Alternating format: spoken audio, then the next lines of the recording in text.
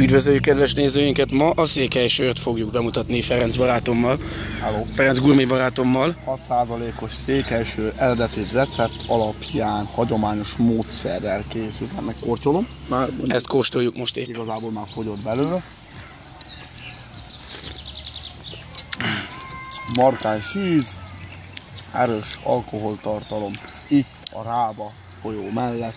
Éppen Nicken a Műgát csárdába fogyasszuk ezt. Ölén igazi Chesterfield 1040 forint. Úszál. Köszönjük, Viktor. Igen.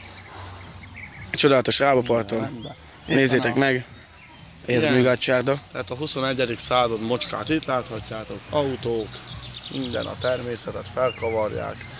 Murgóláttörlők, tinipicsák. A Rába part, az kell. A Rába part. A vizet hamarosan tesztelni fogjuk, hogy milyen hőmérséklet. Igen, vele fogunk menni.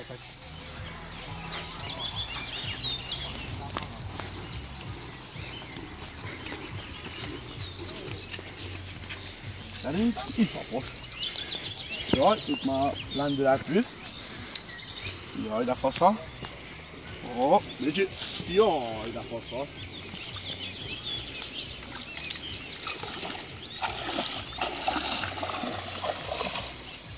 Azt kell mondjam, kibaszott meleg. Ugye? Folyó létére, semmi hidegség. Ez a Rába folyó, és itt vagyunk a Nicki Műgátnál is. És hány foknak satszolnád, Feri? Ez tényleg szépen, mindjárt mondom, 17,9 fokos. Az itt elő mélyebb, mint ahol most vagy. Hát, de át lehet gyalogolni.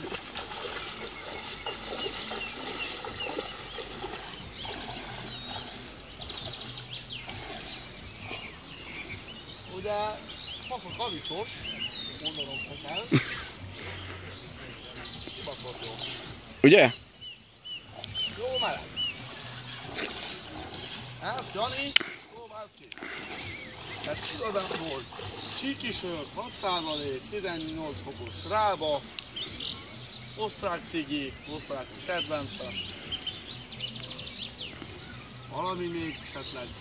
Nem kell lenni több. A gurmé videónk, Tömböly Ferenc sörszakértő és állandó társa Toldi János.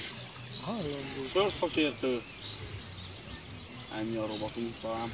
Ennyi, és még azt hozzátenném, hogy akkor akinek kedve támad, az itt a Nicki Műgátnál, a Műgát csárdánál tudja elfogyasztani a székelysört, és itt van ez a csodálatos Rába part is. Szóval köszönjük a megtekintést, további szép napot kívánunk kedves nézőinknek. Ciao.